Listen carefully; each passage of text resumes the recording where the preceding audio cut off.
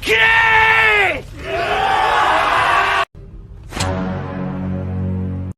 para Sundaners, kumaha kabarna damang sadayana. Dengan saya si Otong kembali lagi di channel Ningali Film. Kali ini kita akan membahas reka palu cerita film 13 Assassin tahun 2010.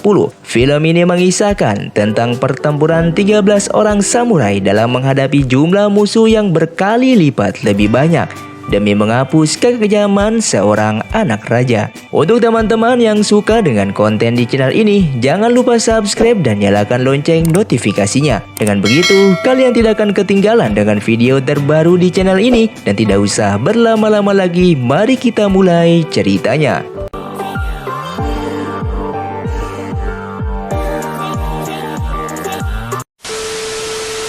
Kisah ini diawali dari seorang pria yang duduk di depan kediaman klan Akashi. Dengan wajah yang penuh keyakinan, dia mengambil pisau lalu dia melakukan harakiri. Harakiri ini dilakukan olehnya sebagai bentuk protes pada klan Akashi karena salah satu anak di klan itu bertindak sangat kejam pada rakyatnya. Dia bernama Naritsugu. Dia selalu bertindak sewenang-wenang, bahkan cenderung kejam dan psikopat. Pernah pada suatu hari, ketika dia menginap di suatu tempat, seorang pelayan wanita yang sedang bersujud di hadapannya tiba-tiba ditarik dan dibawa ke kamar. Lalu tanpa belas kasihan dia nodai wanita itu. Suaminya yang mengetahui hal itu terpaku tak bisa berkata apa-apa. Dan tiba-tiba dari Naritsugu menghanuskan pedangnya pada suami itu tepat di hadapan istrinya. Tak hanya sampai di situ, Naritsugu punya hobi aneh yang gila. Dia suka pemanah, tapi targetnya adalah orang-orang yang masih hidup. Suatu hari, sebuah keluarga, ayah, ibu, dan anak dijadikan target panah dia. Tak ada yang berani melawannya karena dia anak turunan shogun terdahulu dan semua bawahannya hanya berlutut menuruti kemauannya. Untuk kalian yang belum tahu, shogun sama dengan raja tertinggi yang memimpin di zaman itu. Jadi Naritsugu ini adalah anak raja tapi tingkahnya kejam dan gila. Karena tingkah gila dari Naritsugu ini, shogun ingin menyingkirkan Naritsugu dengan caranya sendiri. Dia lalu mengirimkan utusannya untuk bertemu dengan seorang samurai. Samurai ini bernama Shinzaemon, atau kita panggil saja dengan Shinza. Shinza sudah tahu kegilaan dari Naritsugu dan bersedia untuk melenyapkan dia sesuai perintah shogun. Shinza pun menemui seseorang muridnya bernama Hirayama. Dia bercerita mengenai misi yang diperintahkan oleh shogun ini. Hirayama pun bersedia bergabung. Lalu keesokan harinya, beberapa samurai pun menemui Shinza dan mereka bersedia mengikuti misi ini. Pada malam harinya, salah satu samurai rekannya Shinza dihadang oleh sekelompok samurai lainnya. Dengan keahlian pedangnya, dia berhasil mengalahkan sekelompok samurai tersebut. Tubuh mereka yang sudah tak bernyawa lalu dibawa ke kediaman klan Akashi. Orang ini bernama Hanbei dan merupakan tangan kanannya Naritsugu. Dia mulai mengerti kalau ini perbuatan Shinza dan sepertinya Shinza akan melakukan sesuatu pada klan Akashi, khususnya pada Naritsugu. Sementara itu, di tempat lain, Shinza mengunjungi seseorang untuk menambah kekuatan bertempurnya. Dia mengunjungi keponakannya bernama Shinrokuro. Shinza meminta Shinrokuro untuk ikut bergabung dalam misi pelenyapan Naritsugu. Pada awalnya, Shinrokuro ragu akan misi ini dan pulang ke rumahnya. Di sana dia bertemu dengan istrinya. Dia lalu berkata kalau dia akan mengikuti misi sebesar atas perintah langsung dari shogun. Hatinya pun kini sudah mantap dan dia pergi untuk menyetujui ajakan Shinza. Lalu di kediaman Shinza, dua orang samurai datang lagi kepadanya dan bersedia ikut dalam misi itu. Shinrokuro pun datang ke situ dan berkata kalau dia juga akan bersedia ikut. Hingga pada akhirnya 12 orang samurai pemberani akan menjalankan misi membunuh Naritsugu. Mereka pun lalu berlatih selama berhari-hari. Beberapa dari mereka ada yang merupakan ahli bom dan jebakan yang akan berguna di medan pertempuran nanti. Waktu pun berlalu dan keesokan harinya mereka pun akan segera berangkat untuk memulai misinya. Tapi pada saat itu, malam harinya sebelum mereka berangkat, seseorang mendatangi Shinza. Dia adalah Hanbei, tangan kanan Naritsugu. Ternyata Hanbei ini adalah sahabat Shinza sewaktu berlatih pedang sewaktu kecil hingga dewasa. Dan kini Hanbei tahu kalau Shinza punya misi untuk membunuh Naritsugu tuannya. Di situ, Hanbei berkata kalau dia akan melindungi tuannya dengan nyawanya. Dan walaupun mereka bersahabat, Hanbei tak segan-segan untuk membunuh Shinza. Selesai berbicara, Hanbei pun pergi dari situ. Keesokan harinya, rombongan Naritsugu bersiap melakukan perjalanan menuju kota lain. Sementara itu di kediaman Shinza, dia sedang memperkirakan kemana saja rombongan Naritsugu akan bergerak. Shinza pun berencana untuk menyergap mereka di suatu tempat yang tidak biasa. Rencana Shinza adalah mereka akan membelokkan pergerakan rombongan itu di satu kota, sehingga mereka akan mengambil jalan lain. Lalu mereka akan sampai di kota yang Shinza sudah persiapkan sebagai tempat pertempuran. Mereka pun berangkat dengan berkuda. Dengan kecepatan penuh di tengah hujan, mereka melesat menuju kota lain untuk mengejar rombongan Naritsugu. Setelah seharian berkuda, mereka lalu beristirahat di sebuah desa kecil. Namun tiba-tiba, beberapa samurai keluar dari sebuah kedai dan mengalami jalan Shinza dan rombongannya. Mereka ini adalah anak buahnya dari Naritsugu. Mereka pun langsung menyerang Shinza dan yang lainnya. Kemampuan kawanan Shinza lebih tinggi dari mereka sehingga anak buah dari Naritsugu pun bisa mereka kalahkan dengan mudah. Setelah itu, Shinza pun berkata kalau sepertinya di desa dan kota lain kita akan mengalami hal yang sama dihadang seperti ini. Maka dari itu mereka pun memutuskan untuk pergi melewati jalur lain, yaitu melewati penggunungan. Setelah sekian lama berjalan di sebuah gunung, mereka sadar kalau sepertinya mereka tersesat. Di saat itulah tiba-tiba mereka melihat seseorang bergelantungan di atas, terperangkap oleh sebuah jebakan. Mereka pun menyelamatkan orang itu. Orang itu sangat lusuh dan kotor, dan sepertinya memang orang gunung, hidup sehari-hari di alam liar. Dia mengenalkan dirinya bernama Kiga, dan dia bersedia memberitahu arah jalan menuju tujuan Shinza asalkan dia diberi makanan. Lalu Kiga pun mulai memandu Shinza dan yang lainnya menyusuri daerah penggunungan itu untuk sampai kembali di kota. Sementara itu, rombongan dari Naritsugu sedang dalam masalah. Kota yang akan mereka lewati dihadang oleh masyarakat di kota itu. Ini adalah sebuah bentuk protes atas kegilaan dari Naritsugu dan mereka tak sudi kotanya dilintasi oleh orang kejam macam Naritsugu. Dengan angkuh Naritsugu berjalan mendekati masyarakat yang memblokade itu. Dan tiba-tiba, beberapa orang bersenapan mengacungkan senapannya pada Naritsugu. Karena tahu kalau kecepatan pedang akan kalah dengan kecepatan peluru, Hanbei sebagai tangan kanannya meminta tuannya untuk mundur dan sebaiknya memilih jalan lain saja. Rombongan dari Naritsugu pun mengalah dan mulai menggunakan jalur lain. Sementara itu, rombongan Shinza sudah menemukan jalan kembali ke kota. Shinza berterima kasih pada Kiga dan bermaksud memberikan imbalannya. Namun Kiga berkata kalau dia mau bergabung dengan Shinza. Pada awalnya, beberapa dari mereka tak setuju dan bermaksud membuatnya pingsan dengan memukulnya. Tapi kepalanya sangat keras, membuat semuanya heran dan takjub.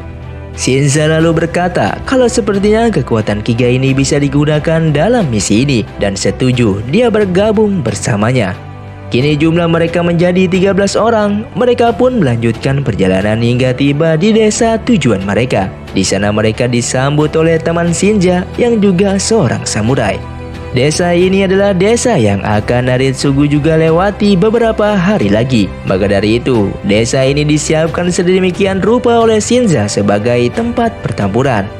Mereka mendapatkan informasi kalau rombongan Naritsugu berjumlah 7 orang dan dalam beberapa hari lagi akan melewati desa tersebut. Pada suatu malam, Shinro Kuro mengobrol dengan Kiga, menyuruhnya untuk pergi saja karena akan terjadi pertempuran besar-besaran di sini. Kiga bukanlah seorang samurai dan dia tak punya kewajiban untuk mengikuti misi ini. Namun Kiga tak mau pulang. Dia lebih memilih untuk ikut bertarung dalam pertempuran. Beberapa hari pun berlalu dan waktu perkiraan kedatangan Naritsugu sudah lewat. Shinza bertanya-tanya apakah Naritsugu akan melewati jalan lain. Jika benar, maka misinya akan gagal. Tapi Shinza berkata pada rekan-rekan yang lain kalau kita menunggu saja beberapa hari lagi. Dia yakin Naritsugu akan melewati desa ini. Hingga pada suatu pagi, seorang rekan Shinza melapor kalau Naritsugu sudah dekat mengarah ke desa itu. Yang mengejutkannya adalah ternyata rombongan dari Naritsugu sekarang berjumlah 200 orang, bukan 70 orang. Shinza yang mendengar hal itu tak gentar, malah dia membakar semangat yang lainnya untuk bertarung habis-habisan mempertaruhkan nyawanya demi misi ini. Mereka pun keluar membawa panah dan busur dan mengambil posisi bertempur. Sementara itu, rombongan Naritsugu tiba di gerbang desa. Hanbei masuk ke desa terlebih dahulu mengecek apakah keadaan aman atau tidak. Dia melihat desa itu seperti desa biasanya. Masyarakat sedang berjalan kaki dan memulai hari-hari mereka. Tentu saja, ini adalah trik Shinza untuk mengelabui Naritsugu. Hanbei pun kembali ke rombongannya dan berkata kalau desa itu pun aman. Lalu mereka pun mulai memasuki desa. Ketika sudah berada di tengah desa, tiba-tiba Hanbei melihat beberapa pedang tertancap di tempat yang tak biasa. Dia langsung sadar kalau ini adalah jebakan dan menyuruh semuanya untuk kembali mundur. Tapi terlambat, gerbang desa tiba-tiba ditutup oleh gerbang kayu yang tinggi membuat jalannya terblokir.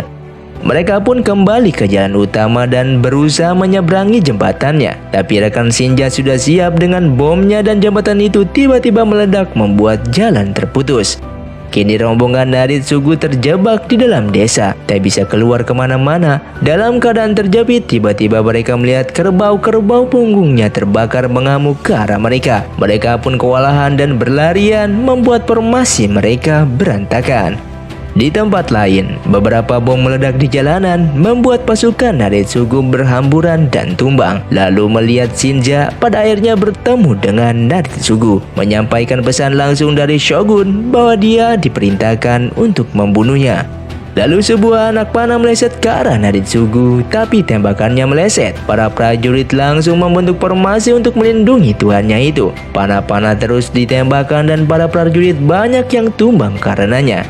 Seorang prajurit melihat sebuah rumah kosong dan mengajak Naritsugu berlindung di dalamnya. Tapi Hanbei curiga dengan rumah itu dan menyuruh prajuritnya itu untuk masuk duluan. Dan benar saja, rumah itu sudah dipasangi bom. Dan seketika bom itu meledak menghancurkan rumah dan para prajurit yang ada di dalamnya. Anak panah milik Shinza dan teman-temannya pun sudah habis. Kini mereka turun ke medan pertempuran menggunakan pedang mereka. Pertarungan pun dimulai. Pihak Shinza kalah jumlah 13 melawan 200 orang. Tapi mereka bertarung dengan berani dan dengan skill pedang yang sangat tinggi. Sehingga mereka berhasil menumbangkan banyak prajurit Naritsugu. Sementara itu, Naritsugu dan prajuritnya berhasil mencari jalan lain di desa itu. Tapi di jalan itu mereka melihat keanehan. Banyak pedang tertancap di sepanjang jalan membuat mereka langsung waspada. Lalu dari arah berlawanan muncullah murid Shinza, yaitu Hirayama. Dia langsung menyerang para prajurit Naritsugu dengan skill bertarungannya. Ternyata pedang-pedang yang tertancap adalah untuk digunakan kembali olehnya agar pergerakannya semakin cepat dan efektif sehingga dia lebih cepat dalam membunuh lawan-lawannya itu. Hirayama mengalahkan banyak musuh dengan skill bertarungannya itu hingga dia sampai di depan Naritsugu dan hendak menyabetnya dengan pedangnya. Tapi di situ muncullah Hanbei yang melindungi tuannya itu. Di tempat lain, Shinza dan teman-temannya bertarung terus-menerus tanpa henti seolah-olah musuh tak ada habisnya. Satu persatu rekan Shinza tumbang karena kelelahan dan luka yang sangat parah. Sampai pada akhirnya tinggallah Shinza dan Shinrokuro yang tersisa. Dan dari pihak dari Naritsugu terlihatlah dia, Hanbei dan dua prajurit yang tersisa. Sebelum bertarung, Shinza berkata pada Hanbei kalau dirinya pasti tahu Naritsugu ini adalah orang gila yang kejam. Dan jika suatu saat nanti dia menjadi Dewan Shogun, pasti rakyat akan menderita dan bencana akan terjadi. Tapi Hanbei, orang yang keras kepala, walaupun dia tahu kalau tuannya itu orang jahat, dia tetap akan membelanya. Karena baginya dirinya adalah seorang samurai sejati dan hidupnya hanya dipersembahkan untuk tuannya. Lalu pertarungan Shinza versus Hanbei pun terjadi. Keduanya mempunyai skill bertarung yang sangat hebatnya. Hingga pada suatu waktu, Shinza menendang lumpur ke wajah Hanbei sehingga Hanbei kehilangan fokus, lalu Shinza pun menyabetnya. Hanbei pun kalah di situ. Kini tinggallah Naritsugu yang tersisa. Dengan berani Shinza mendekat ke arah Naritsugu. Lalu Naritsugu menusukkan pedangnya pada Shinza. Dan lalu Shinza pun membalas tusukannya. Dia menusukkan pedangnya pada Naritsugu. Naritsugu terjatuh merangkak tak berdaya. Dia sekarang bisa merasakan betapa sakitnya rasa pedang yang melukai tubuhnya. Selama ini dia banyak menyiksa orang tak bersalah dan tak sedikit pun ada rasa belas kasihan. Kini dia merasakan sendiri rasa sakit itu dan rasa takut. Takut akan kematian yang sebentar lagi akan menjemputnya.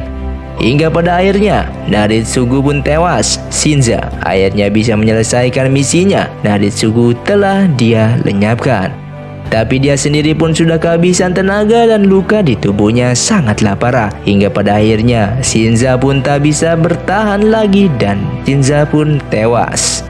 Kini hanya ada Shinrokuro, satu-satunya samurai yang masih hidup. Dan ada satu lagi yang ternyata masih hidup, yaitu Kiga, si manusia gunung. Ternyata dia sangat kuat berhasil bertahan di pertempuran tersebut. Shinrokuro pun kembali ke rumahnya. Misi dari Shogun telah dilaksanakan dan film pun selesai. Keberanian Shinza dan teman-temannya untuk melawan seorang anak raja yang kejam patut dihargai karena nyawa taruhannya. Seorang pertarungan sejati takut mati dan berani menghentikan kekejaman pemimpinnya demi kehidupan rakyat yang lebih baik. Semoga pesan ini bisa teman-teman ambil juga dari film ini. Terima kasih untuk kalian yang sudah menonton video ini sampai habis. Buat kalian yang mau request film selanjutnya, silahkan komentar di bawah ini. Sampai jumpa di video selanjutnya. Saya pamit urang dari ningali film. Si Otong undur diri dan salam Sudaners.